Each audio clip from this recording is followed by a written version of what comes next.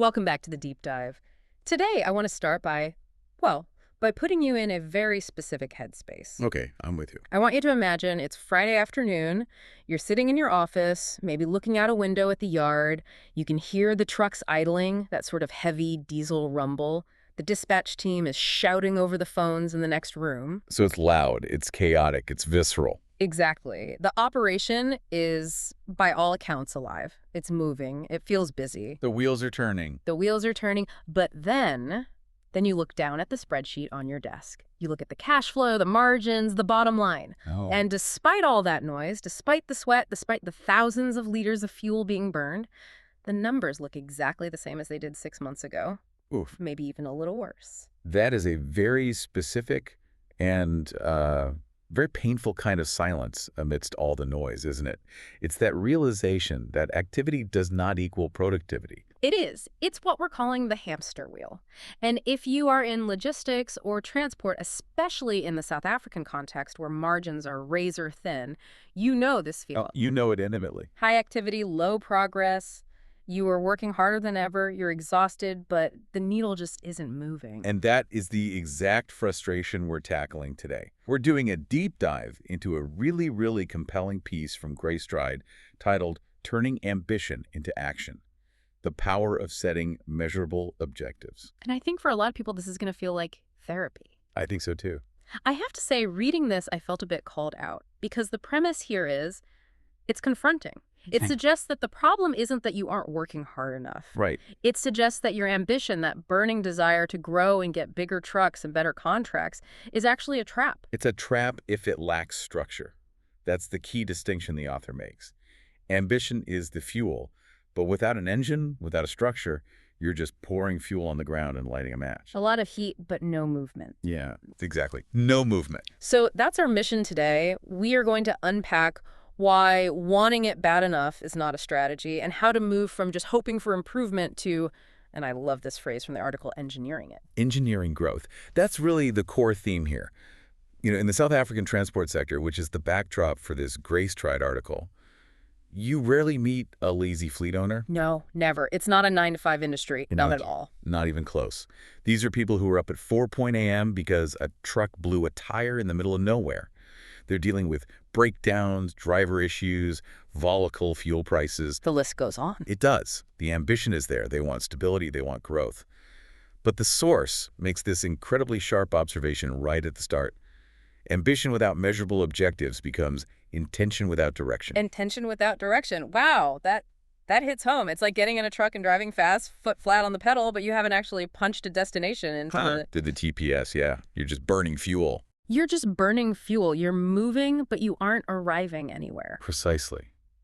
And they follow that up with a mantra that we've all heard in business school, but we rarely apply it when things get chaotic. I think I know the one. You cannot manage what you do not measure, and you cannot improve what you do not track. Okay, but let's pause there. Because measurement is one of those corporate buzzwords that it makes people's eyes glaze over. It sounds like bureaucracy. It sounds dry. It sounds like something an accountant tells you to do while you're trying to put out, 5 different fires. It can be. Yeah. But in this context, it's actually about survival. The article does a great job of contrasting what they call a vague wish with a measurable goal. Let's use the cash flow example they have, because that's the lifeblood of this industry. It's everything. If the cash stops moving, the trucks stop moving. Period. Right. So ask any business owner what they want this year. They'll probably say, I want to improve cash flow. Which is valid. Who doesn't? I want to improve my cash flow right now. It's valid, but it's operationally, well, it's useless. It's a vibe. It's a wish. A wish, yeah. You can't walk into your office on Monday morning and just do better cash flow. You can't tell a driver to cash flow better. Hey, guys, just cash flow a little harder today, okay? Exactly. It doesn't mean anything. Yeah. So Greystride argues you have to break that ambition down into the mechanics of how money actually moves. Okay. So a measurable objective isn't improve cash flow. It is reduce debtor days from 60 to 40, or increase average monthly cash reserves by 20%, or improve collection rate from 85% to 98%. Exactly. Okay, I see the shift. Improve cash flow is a destination on the horizon. Reduce debtor days to 40 is a roadmap. It tells you it's actually broken. And that specificity gives you 3 things, according to the source: clarity, accountability, and focused action. Right. If I tell you fix the money, you don't know where to start. Do you cut costs? Do you sell a truck? But if I tell you get the debtors to pay in 40 days, you know exactly who to call and what email to send. It turns a vague anxiety into a to-do list. That's a perfect way to put it. It just removes the paralysis. I want to pivot to what good actually looks like here, because the source provides some really granular, really useful examples for the South African market. Which is important. It is, because we know this market is unforgiving. You've got fuel price volatility, you've got long distances between hubs, maintenance costs that can just skyrocket. You can't set goals in a vacuum. No, the goals have to survive contact with reality. And the article categorizes these objectives into 3 buckets: financial, operational, and strategic. And what I appreciate is that they put hard numbers on all of these. Yes, these aren't abstract. Let's walk through the financial ones first, because make more money is usually where everyone starts. Of course. So instead of make more money, a good objective is increase net profit margin from 6% to 10% within 12 months. Wow, that 4% jump is massive in logistics. That's the difference between just scraping by and actually building a reserve. It's huge. Or another one they give, reduce operating costs per kilometer by 8%. I really stuck on that one. Operating cost per kilometer. Because if you just say cut costs, a bad manager stops buying good oil or delays a tire change. Which then blows up the engine 3 months later. That's bad cost cutting. Exactly. But cost per kilometer, that forces efficiency. It makes you look at route planning, at idling time, at driver habits. It's a smart metric. It creates the right behaviors. Then you move to the operational objectives, things like improve fleet utilization from 78% to 90%. Which basically means keep the trucks full and moving. A parked truck is just a hole in your pocket. Absolutely. Or this one, reduce unplanned breakdowns by 25%. Unplanned breakdowns. That is the killer of momentum. That's the phone call you absolutely dread at 2 in the morning. It is. And notice the goal doesn't say 0 breakdowns. That's unrealistic in South Africa. The roads are rough, things happen. Right. It says reduce by 25%. That's a target you can build a maintenance schedule around. You can actually measure that. And then finally, the strategic growth bucket. This is about the future. Yes. This isn't just about running the current ships better.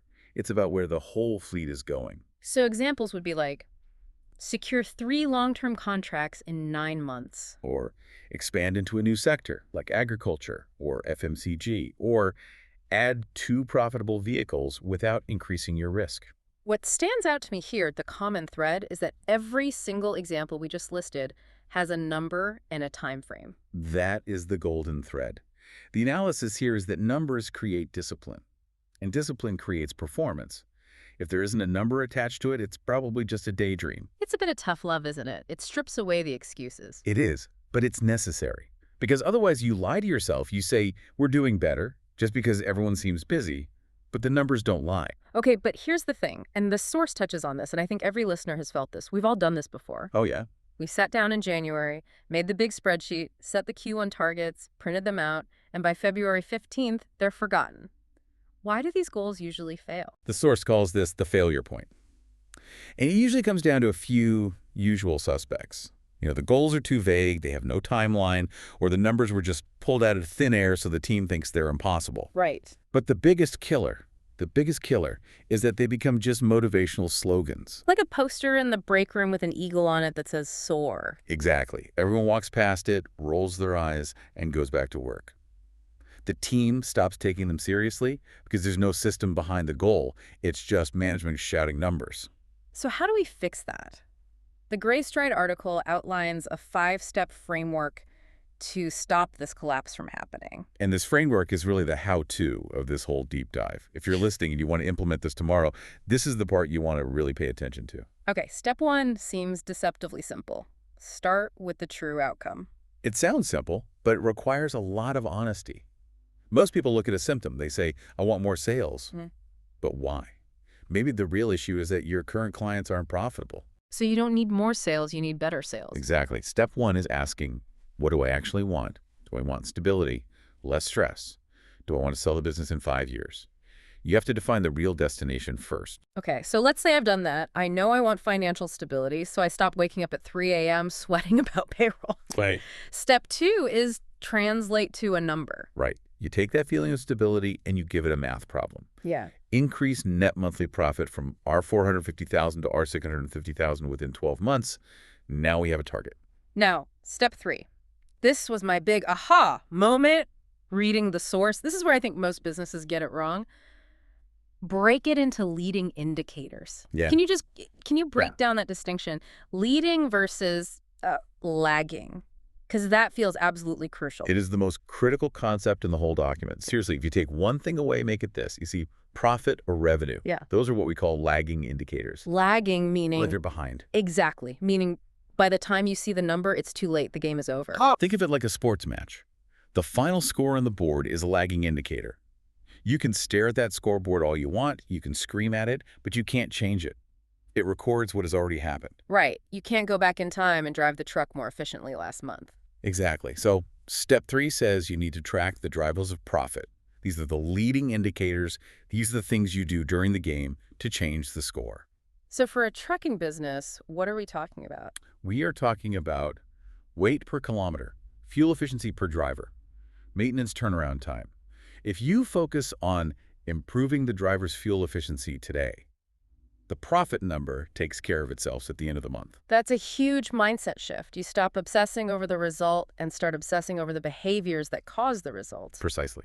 That shifts the business from reacting to history to controlling the future. It empowers the team too, doesn't it? I mean, a driver can't control profit, but they can control how hard they brake or what speed they cruise at. Exactly.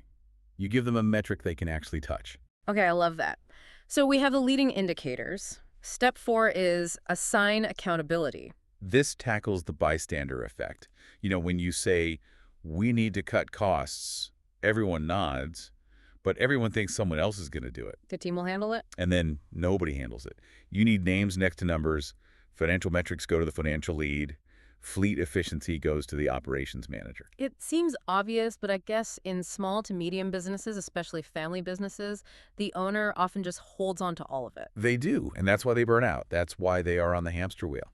Accountability creates ownership. If your ops manager knows that fleet utilization is their metric, they are going to wake up thinking about it. And that frees you up as the owner to do the strategic thinking. Exactly. It decentralizes the stress. And finally, step 5, review monthly or weekly.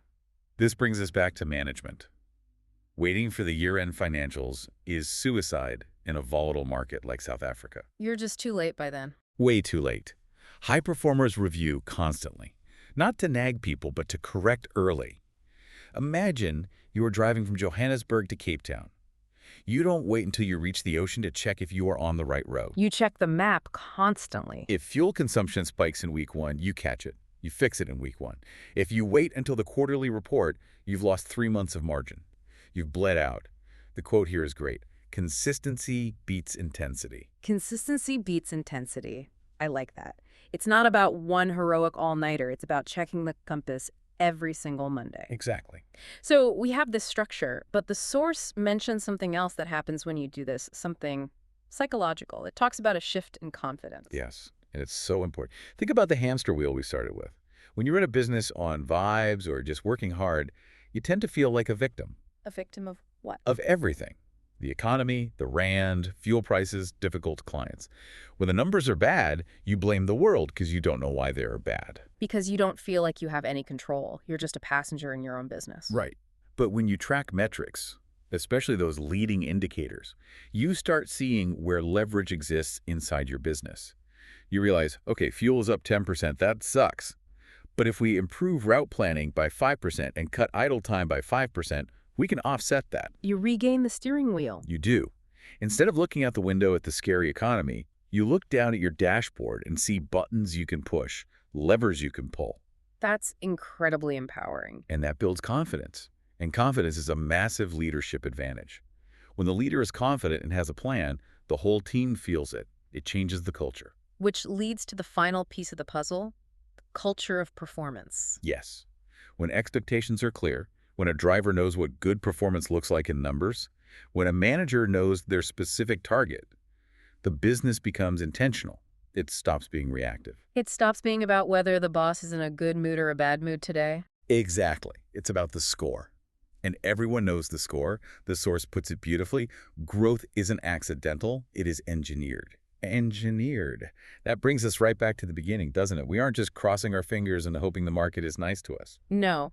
And look, the source acknowledges that in South Africa, specifically in this industry, the issue is almost never effort. People work incredibly hard. But without that structure, effort alone just doesn't guarantee progress. It's a really powerful message. It takes the pressure off trying harder and puts the focus on structuring better. It's not a motivation problem. It's a structure problem, and that is a solvable problem. So to wrap this up for our listener who might be sitting in that office right now, hearing the noise, looking at that stagnant spreadsheet, we started by acknowledging that ambition is great, but it can be a trap. Right. Ambition needs a container. We talked about getting specific, moving from better cash flow to 40 debtor days. We looked at the framework, outcome, number, leading indicators, those drivers, remember those, accountability, and constant review. That's the roadmap. From feeling stuck to creating, well, to creating inevitability in your growth. Inevitability. That's the goal. You want the growth to be a mathematical result of your daily actions. If you do the inputs right, the output is inevitable. So here is the final thought from the source that I want to leave you with today. And it's a bit of a challenge to take into your next meeting.